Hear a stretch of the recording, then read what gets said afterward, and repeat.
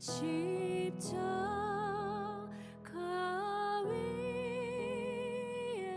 위에서 못 박히사 깨뜨리신 주님의 몸일세.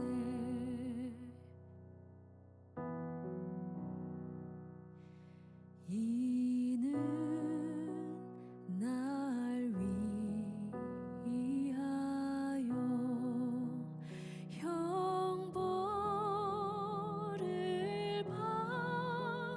받으사 주가 친히 대신 흘린 주의 보혈일세.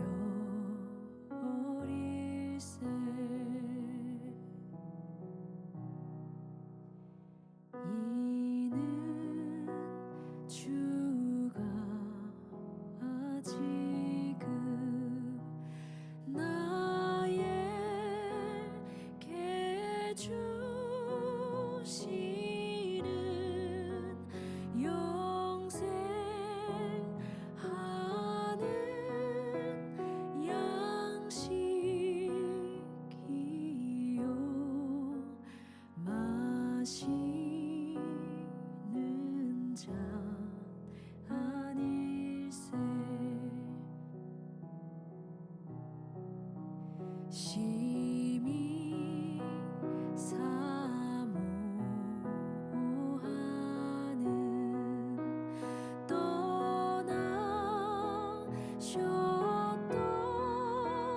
주님 속히 세상 다시 올 때 반가이 뵙겠네.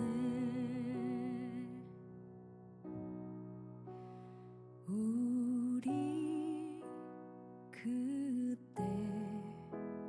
그때까지 십자가를 지고 주의 자비함과 은혜 널리 전파하세.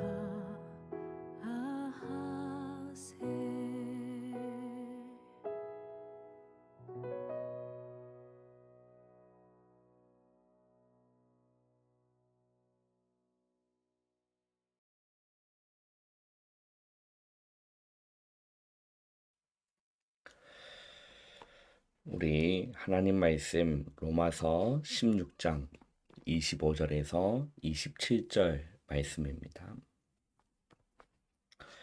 로마서 16장 25절에서 27절까지 우리 한 목소리로 우리 다 같이 합독하겠습니다. 나의 복음과 예수 그리스도를 전파함은 영세전부터 감추어졌다가 이제는 나타내신 바 되었으며 영원하신 하나님의 명을 따라 선지자들의 글로 말미암아 모든 민족이 믿어 순종하게 하시려고 알게 하신 바 그 신비의 계시를 따라 된 것이니 이 복음으로 너희를 능히 견고하게 하실 지혜로우신 하나님께 예수 그리스도로 말미암아 영광이 세세무궁하도록 있을지어다. 아멘. 오늘 우리 11월 27일 수요일입니다. 오늘 말씀의 제목은 237 5천 종족 살릴 사람들입니다. 오늘 우리 기독자 말씀의 제목은 237 5천 종족 살릴 사람들입니다. 그리고 저와 여러분이 이번 주 받은 우리 강단의 말씀의 제목은 예수님이 주신 성례식입니다.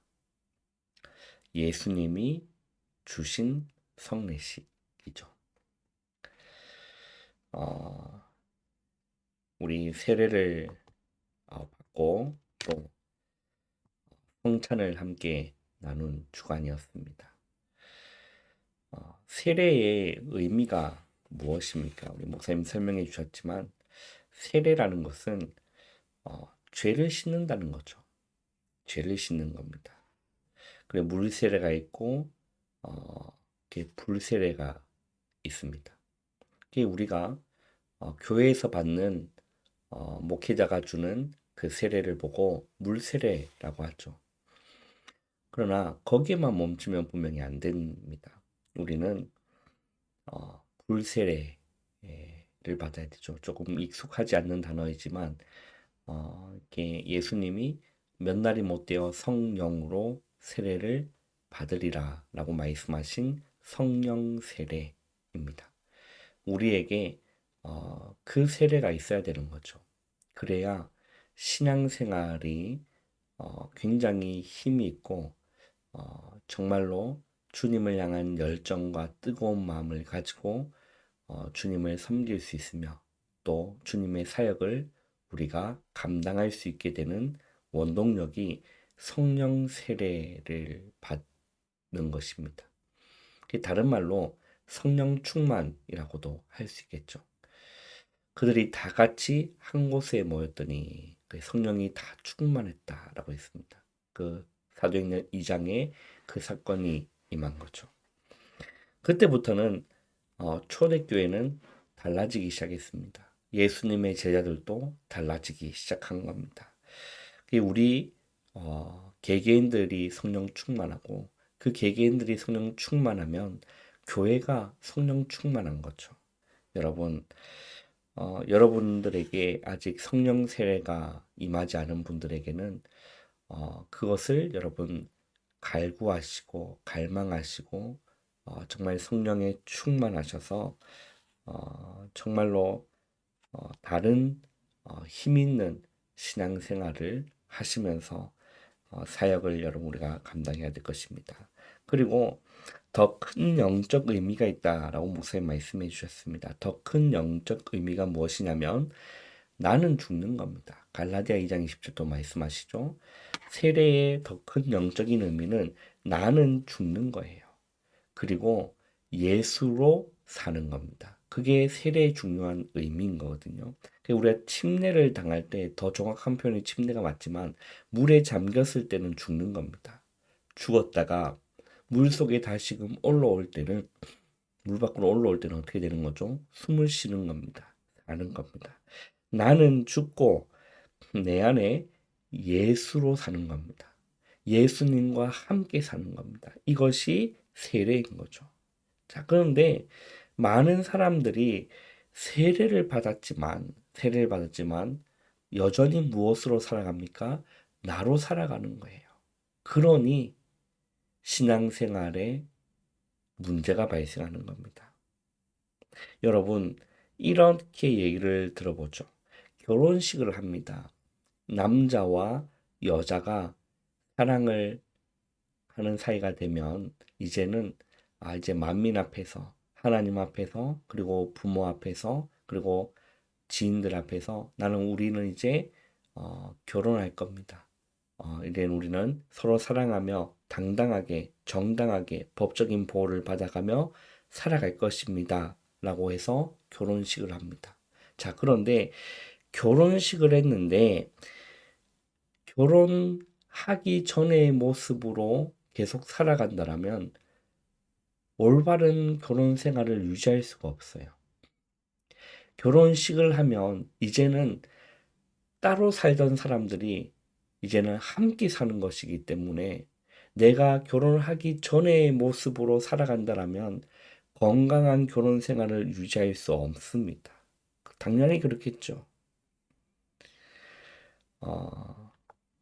행복하지 않는 결혼 생활이 되는 거겠죠. 자유로운 모습 그대로 살아간다라면 여전히 예를 들어서 뭐 배우자, 뭐 남자나 여자나 뭐 결혼하기 전에 뭐 취미라든지 뭐 그런 걸 존중해 줄 수 있겠지만 여전히 막 친구들하고 어울리고 친구들 만나서 같이 뭐 술 마시고 밤새도록 술 마시고 그 모습 그대로를 결혼 생활하고 나서 똑같이 가져온다라면 건강한 결혼 생활이 우리가 상식적으로 생각해도 건강한 결혼 생활이 될 수가 없는 거와 같은 거죠. 그렇게 살아간다면 안 된다라는 거죠. 그죠? 어떤 사람은 게임을 너무 좋아해서 PC방에서 밤새도록 게임하는 그 모습 그대로 결혼 생활을 이어온다라면 그거는 올바른 모습이 아니라는 겁니다. 남편은 결혼을 하면 남편은 아내를 위해서 살아가고 남편은 아내를 섬기며 살아가는 겁니다. 또 반대로 아내는 남편을 위해 살아가고 아내는 남편을 섬기며 살아가는 거예요. 이것이 부부인 겁니다. 이것이 안 되어지면 삐걱거리는 거죠. 삐걱거리는 겁니다. 결혼은 서로 섬기며 사는 것이 결혼인 거죠. 제가 여러분에게 뭐 결혼을 논하려고 하는 얘기가 아니라 우리가 세례를 받았다는 말은 이제는 나로 살아가는 것이 아니라 나는 죽고 예수로 살아가는 것이 세례의 의미라는 겁니다. 그럼 우리가 세례를 받았는데 여전히 내 모습으로 살아간다면, 여전히 나로 살아간다면 신앙생활이 건강하지 못하다라는 거죠. 그래서 우리가 신앙생활이라는 것은 세례받은 신앙생활이라는 것은 나로 사는 것이 아니라 나는 주님을 위해서 사는 겁니다. 그리고 나는 주님을 섬기며 사는 겁니다. 이것이 세례받은 자의 마땅한 삶이라는 거죠. 그러면 예수님도 마찬가지예요. 예수님은 나만 바라보세요. 여러분 그게 믿어지세요? 예수님은 나를 위해 살아가세요. 예수님은 나를 사랑하세요. 저만 사랑하는 게 아니라 여러분 개개인 다 동일한 말씀입니다. 그러면 예수님 분명히 말씀하셨거든요. 마태복음 20장 28절에 인자가 온 것은 섬김을 받으려 함이 아니요 도리어 섬기려 하고 자기 목숨을 많은 사람들에게 대속물로 주려 합니다. 라고 했어요. 그 뭔 말이죠? 자기 목숨을 준 겁니다. 자기 몸을 죽기까지 우리를 위해서 내어주셨다라는 거죠. 그 예수님은 나만 바라보시고 예수님은 나를 섬기기 위해서 오신 겁니다. 그런데 나는 어떻게 살아갑니까? 여러분은 어떻게 살아갑니까? 여전히 나로 살아가고 있지는 않습니까? 여전히 나를 위해서 살아가고 있지는 않냐는 거예요. 그렇다면 건강한 신앙생활이 아니라는 거예요. 여러분, 그것을 탈피하기 위해서는 예수를 위해 살아가야 되는 거예요. 복음을 위해서 살아가야 되는 겁니다. 그것이 세례받은 자의 마땅한 신앙생활이라는 거죠. 신앙생활이 여러분 힘듭니까? 이유는 하나입니다. 나로 살아서라는 거예요. 나를 위해서 살기 때문이라는 겁니다. 예수님과 결혼식을 했는데 예수님과 세례식을 했는데 나를 위해서 계속 살아간다라면 힘든 거예요. 여러분 건강한 부부 생활을 유지해 나가려면 한 사람만 희생하는 것이 아니에요. 서로가 희생하는 겁니다. 서로가 한 사람만 배려하는 것이 아닙니다. 서로가 배려하며 살아가야 되는 것이 건강한 부부라는 거죠. 우리는 나 중심, 내 것만 챙기는 것이 아니라 우리는 신앙생활이라는 것은 예수를 위해 사는 것이고 예수로 사는 것이고 예수만을 위해 살아가는 것이 여러분 신앙생활인 겁니다. 어, 하나님은 여러분 질투하세요. 성경에도 말씀합니다. 나 여호와는 질투하는 하나님이시다라고 말씀하시잖아요. 음, 우리가 주님만 사랑하지 않고 다른 걸 사랑한다라면 견눈질하고 바람 피고 돌아다니면 주님은 반드시 질투하십니다. 하나님은 질투하세요. 왜냐하면 나를 위해서 목숨까지도 내어주신 분이시기 때문입니다. 여러분 이것이 예수님이 주신 성례식이다. 세례의 의미를 우리 다시금 한번 묵상해 보시고 나의 신앙생활을 여러분 다시금 한번 돌아보시고 여러분 성숙한 신앙생활 하시기를 주님의 이름으로 축원합니다. 오늘 우리 기도처 말씀을 우리 상고하시면 237 5천 종족입니다. 237이 무엇이죠? 유엔에 이렇게 등록된 세계 나라의 표기가 되어져 있는 공식적인 나라가 237개라고 정해져 있습니다. 그래서 237이라는 단어를 쓰는 거죠. 5천 종족은 무엇입니까? 아직까지 문명이 전달되지 않은 많은 종족들이 알려지지 않은 많은 종족들이 있습니다. 그 5천 종족을 살릴 사람들, 이게 오늘 기도처 말씀의 제목입니다. 오늘 말씀을 참고하시면 장로들이라고 얘기하는데 우리 장로님들 뿐만 아니라 우리 모든 성도에게 동일하게 적용되는 말씀입니다. 5가지가 되어야 되는데 첫 번째는 그리스도께서 주신 망대 여정 이정표가 각인뿔이 체질되어야 된다는 겁니다. 오늘 우리 세례 의미를 여기에 접목해 봤으면 좋겠습니다. 우리는 무엇으로 각인뿔이 체질되어 있습니까? 나, 물질, 성공, 여기에 각인뿔이 체질되어 있습니다. 그것이 되면 안 되겠죠. 정말로 예수님께서 말씀하신 그리스도께서 주신 망대와 여정, 이정표가 우리에게 각인뿔이 체질되어야 되는 겁니다. 이래야만 이때 위에서 내리는 힘이 생기는 거예요.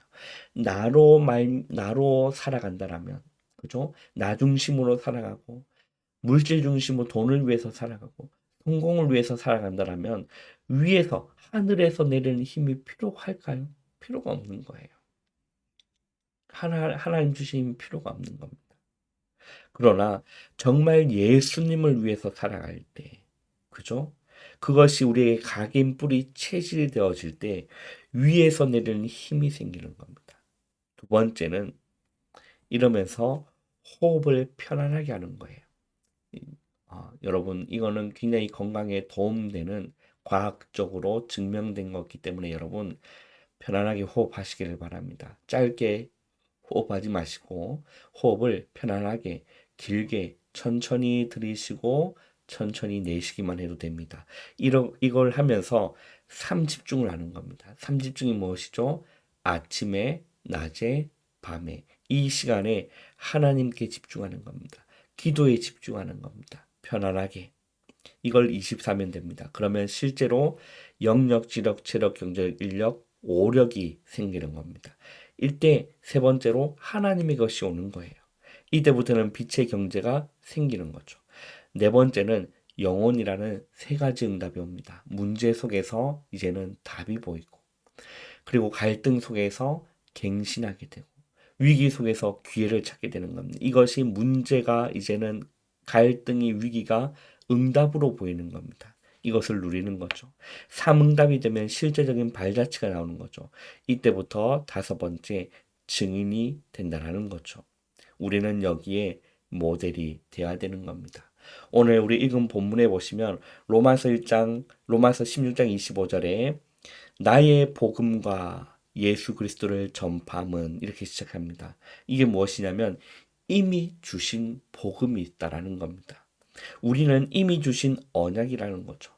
예수님을 이 땅에 그리스도로, 예수님을 이 땅에 메시아로, 구원자로, 구세주로 보내주시겠다라는 구약 성경 때부터 약속하신 그걸 보고 언약이라고 하는 겁니다.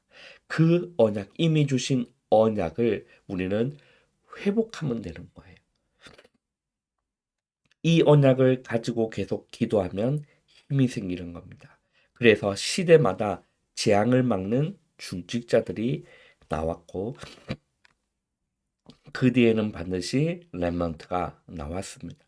두 번째는 로마서 16장 26절에 숨겨둔 것이 있습니다. 예수님께서 감람산에서 숨겨진 것을 말씀하신 거예요. 그것이 무엇입니까, 여러분?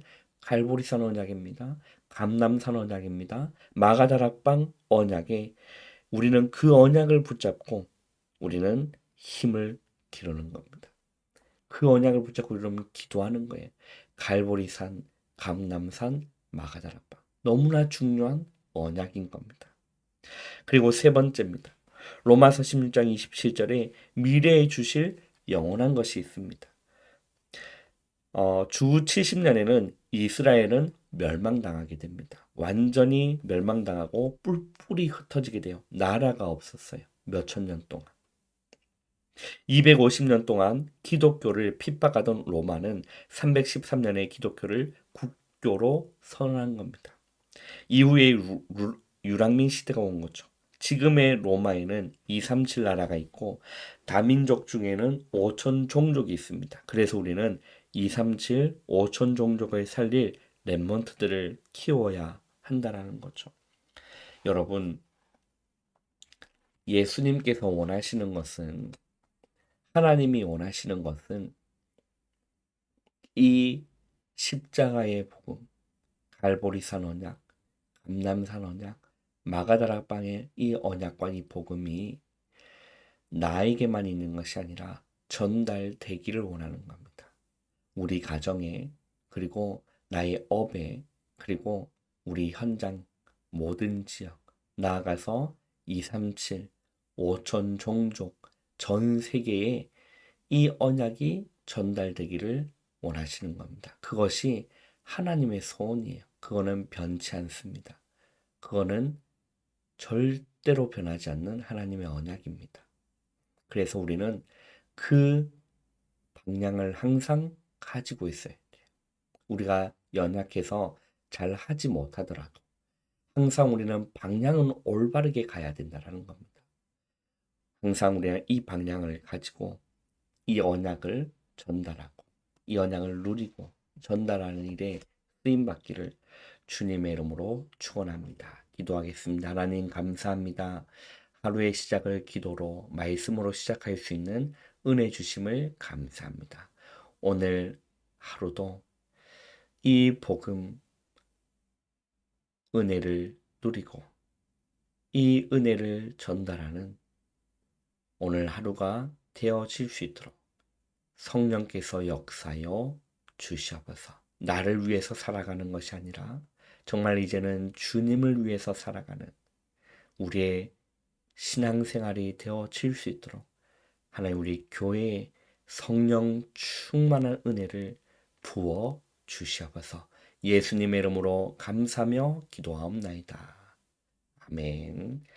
여러분 바로 일어나지 마시고 기도로 여러분 하루를 시작하시기를 바랍니다.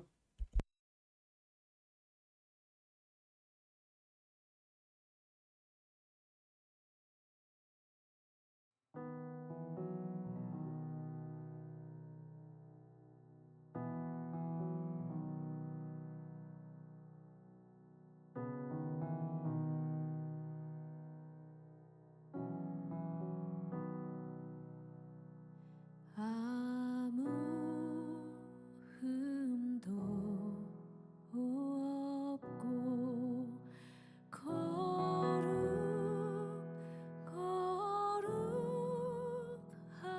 거룩하신 주 하나님 어린 양이 죽임을 당했네.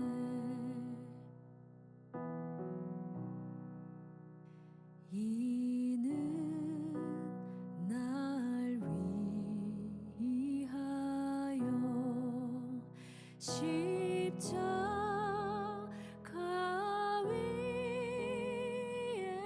위에서